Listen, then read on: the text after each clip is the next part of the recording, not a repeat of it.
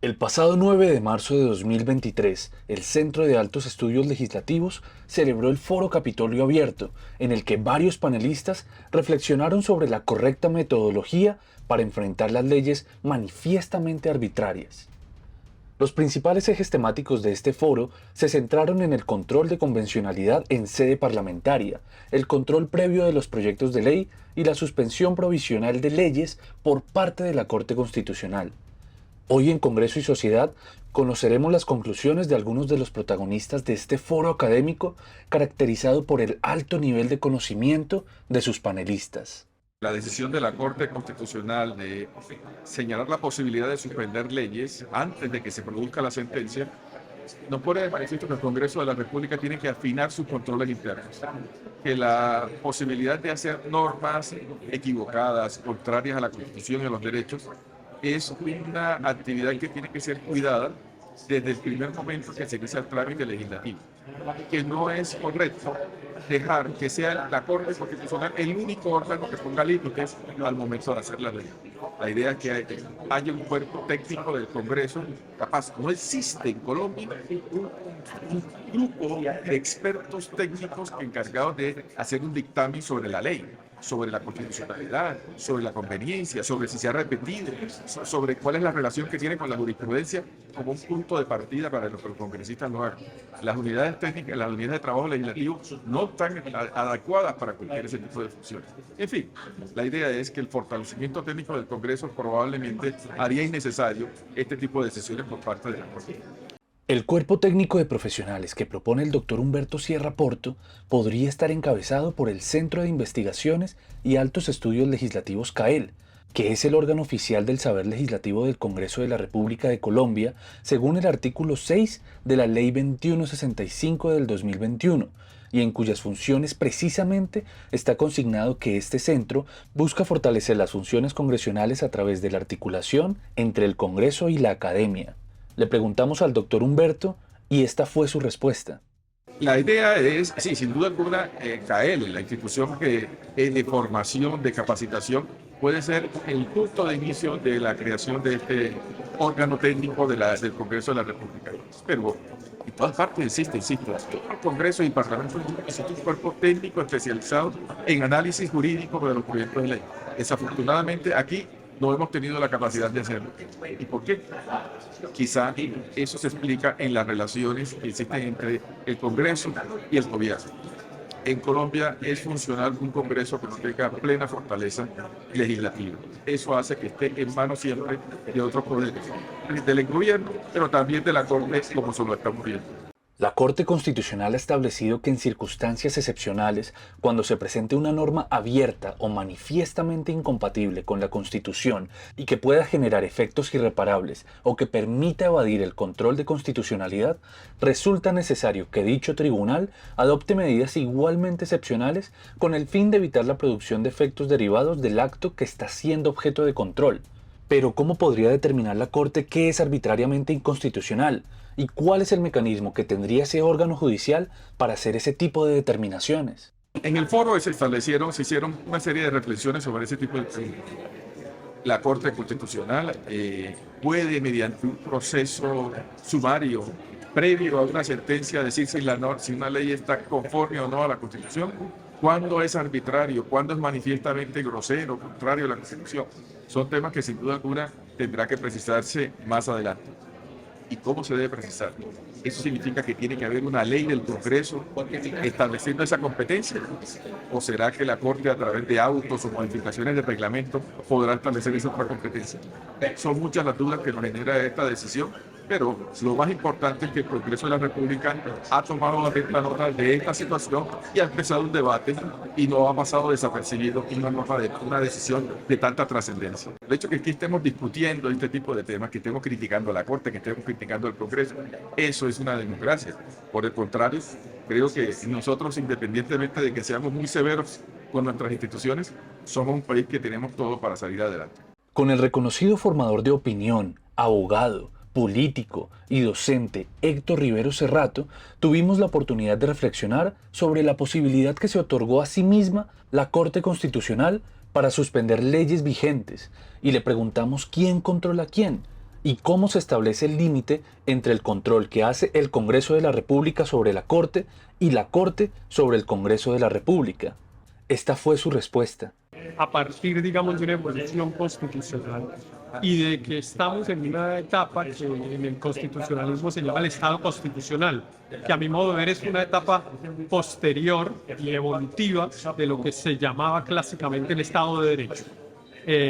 En el Estado constitucional se admite que la Constitución es el gran pacto y el gran marco en el cual, pues primero, se reconocen y garantizan los derechos de los ciudadanos, pero segundo, se establecen los límites de quienes ejercen el poder.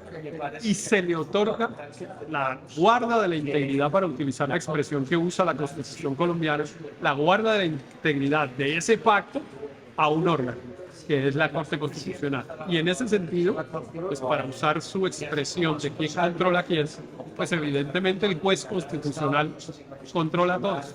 ¿Qué conclusiones le dejan las opiniones de los otros panelistas que participaron en este foro?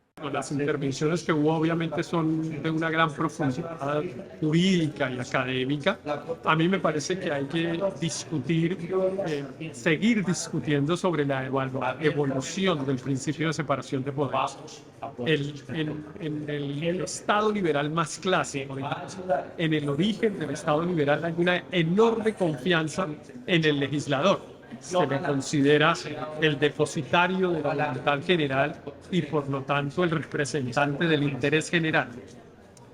Yo creo que eso está en cuestión, entre otras cosas, porque en los cuerpos legislativos se toman decisiones por mayorías políticas. Y justamente el Estado constitucional le da una especial protección a las minorías, precisamente porque las mayorías son las que deciden. Y las mayorías, digámoslo así, se defienden solas, porque se defienden ejerciendo su mayoría. Mientras que las minorías requieren de un órgano externo que las proteja. Esa me parece que es una concepción, digamos, de evolución del principio de separación de poderes que hay que tener en cuenta siempre en estas discusiones sobre la manera como la Corte Constitucional ejerce control sobre el legislador. El numeral 4 de la Constitución Política de Colombia establece que la Constitución es norma de normas y en todo caso de incompatibilidad entre la Constitución y la ley u otra norma jurídica se aplicarán las disposiciones constitucionales y que es deber de los nacionales y de los extranjeros en Colombia acatar la Constitución y las leyes y respetar y obedecer a las autoridades. Con Héctor Riveros hablamos del fallo que ordenó el regreso de las corridas de toros y cómo esta decisión ejemplifica cómo cada operador jurídico puede resultar siendo una suerte de juez constitucional. Yo mencioné el ejemplo de las corridas de toros, es para decir que en Colombia hay una norma, que es el número 4 del artículo de la Constitución, que dice que en caso de desencuentro entre las normas legales o administrativas y la Constitución, el operador jurídico está obligado a desechar la ley y el acto administrativo y aplicar preferiblemente la Constitución. Este es un tema que es muy importante porque vuelve a cada operador jurídico una especie de juez constitucional. En cada caso tiene que decir, bueno, ¿esto será que es compatible con la Constitución? Y si resulta que no es compatible, tiene que dejar de aplicarla. Mencioné el caso de las corridas de toros porque la Corte Constitucional recientemente le dijo a la alcaldesa de Bogotá que no había cumplido ese deber. ¿Cuál? El de verificar que la norma que aplicaba fuera compatible con la Constitución. ¿Cuál norma aplicaba? Un acuerdo del Consejo de Bogotá que prohibía las corridas de toros. La Corte Constitucional ha dicho que las corridas de toros deben protegerse con unas determinadas limitaciones y unas determinadas características. La alcaldesa dijo, aquí hay un acuerdo de la ciudad que las prohíbe y por lo tanto pues no se pueden hacer. La Corte le dijo, no, usted está obligada a verificar si esa norma es compatible con la Constitución y como no es compatible, ha debido inaplicarla y permitir las corridas. Eso es una cosa interesante para mostrar cómo la Constitución se convierte en una norma superior pero no solo superior, sino omnipresente. En todo caso, siempre hay que estar viendo y preguntándose, ¿será que esto es acorde con la Constitución?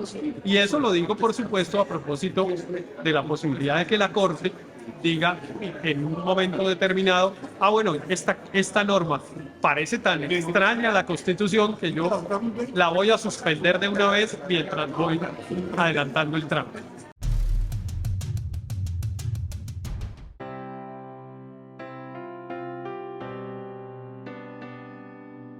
David Name Terán nació el 14 de octubre de 1939 en el departamento de Sucre, más exactamente en el municipio de Sincelejo, pero a los 4 años de edad se trasladó con su familia a la ciudad de Barranquilla, donde creció y dejó una huella imborrable. David Name fue un hombre de variados talentos y consagrados logros. Realizó sus estudios universitarios en Ingeniería en Construcción en la Universidad Suramericana de Buenos Aires en Argentina y en Ciencias Políticas en la Universidad Autocéfala de Grecia. Además fue estudiante de la Fuerza Aérea Colombiana. Recibió un título honorífico en Derecho y Ciencias Sociales de la Universidad Libre. En el ámbito profesional, David Name desempeñó importantes cargos. Estuvo al frente de grandes proyectos de infraestructura como el consorcio Vía al Mar, carretera que conecta Barranquilla con Cartagena, y fue el fundador de 2 empresas, Codinec y Consultores del Desarrollo S.A. Condesa, esta última en el sector de la construcción. Fue coronel de la Reserva del Ejército Nacional y también piloto civil. Pero sus logros no se limitan al ámbito profesional. David Name Terán también se destacó en la política y la filantropía. Fue cofundador del Movimiento de Integración Social Liberal MISOL, junto a su hermano, el reconocido expresidente del Senado y líder político José Name Terán.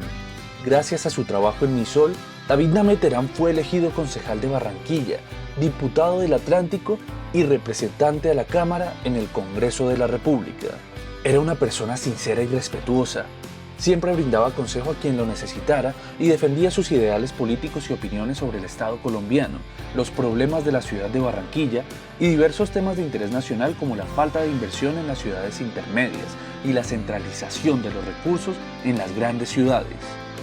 David Name también era un masón activo y comprometido.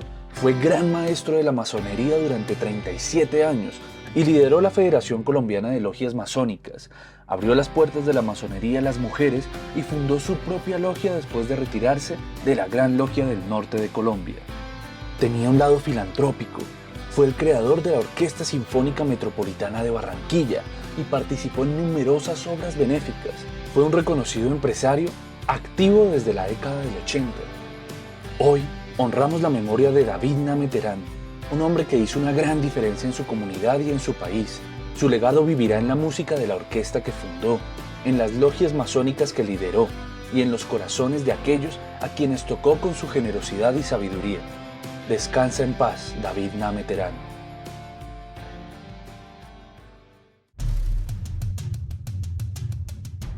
Carolina Rico Marulanda es una abogada egresada de la Universidad Externado de Colombia y especialista en Derecho Público de la misma universidad. También obtuvo el título de Magíster en Derecho Parlamentario, Elecciones y Estudios Legislativos de la Universidad Complutense de Madrid. Actualmente es docente investigadora en el Departamento de Derecho Constitucional de la Universidad Externado de Colombia. Durante el foro, Carolina reflexionó que la arbitrariedad no se puede combatir con más arbitrariedad y compartió con nosotros otras conclusiones a las que llegó en el marco de este encuentro académico. Estamos frente a un caso de la Corte Constitucional, no tiene competencias para asumir conocimiento de la suspensión provisional de las leyes. Y mediante el auto que expidió esta semana, reconoce esa competencia a pesar de no estar contenida en ninguna norma jurídica. Como lo dije también, estamos en un Estado de Derecho donde todos los poderes públicos, incluso la Corte Constitucional, encargada de velar por la guarda de la Constitución, se somete a derecho y se somete a la Constitución. Y por eso pienso que la arbitrariedad no puede combatirse con más arbitrariedad. Si en efecto lo que se necesita para evitar estas leyes arbitrarias es este tipo de competencia, pues será en el espacio del Congreso de la República, a través del trámite legislativo, donde se debe adoptar esa decisión, donde está garantizada el respaldo de las mayorías, pero también está garantizada la voz de las minorías políticas. Son múltiples las conclusiones, son muchos los retos que enfrentan, pero tal vez un llamado a la Corte Constitucional de autolimitarse y un llamado de participación activa del Congreso de la República. El Congreso de la República no se puede quedar ajeno, callado ante las situaciones que están ocurriendo, sino que debe tomar una voz activa y traer a este espacio las discusiones que hoy se plantean. Entre ellas, pues el cumplimiento de las obligaciones internacionales que ha asumido el Estado colombiano. El Centro de Altos Estudios Legislativos podría ser el encargado de empezar a dar forma al cuerpo técnico de profesionales especializado en el análisis jurídico de los proyectos de ley. Pues sin duda alguna es un aporte muy valioso y es un aporte inicial, pero hay que robustecer. Necesita que se enfoquen recursos, capacitación para garantizar que el Congreso de la República cuente con un órgano técnico con la capacidad de asesorarlo y evitar previamente decisiones que tome decisiones que previamente puedan ser declaradas inconstitucionales. En esta oportunidad tenemos un Congreso que se renovó en un porcentaje muy alto y eso nos permite dar cuenta que hay unas deficiencias, que la curva de aprendizaje es muy alta y que el apoyo que necesita nuestro congresista es un elemento prioritario en la agenda política del Congreso. Y desde la Universidad Externada de Colombia, el Departamento de Derecho Constitucional, estamos convencidos de ellos. La academia está también para rodear y fortalecer nuestros poderes públicos.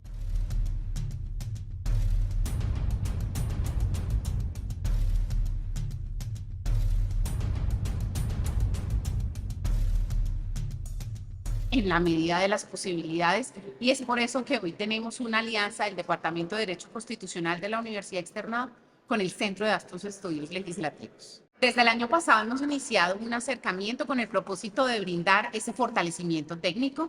Hicimos un curso dirigido a congresistas principalmente, y en esta oportunidad, este semestre, hemos diseñado un curso de perfeccionamiento dirigido a los miembros de la UTL, donde aprenderán elementos del día a día del procedimiento legislativo, cómo presentar una ley, cómo presentar una proposición, cómo resolver los conflictos de interés que se pueden presentar en la actividad legislativa.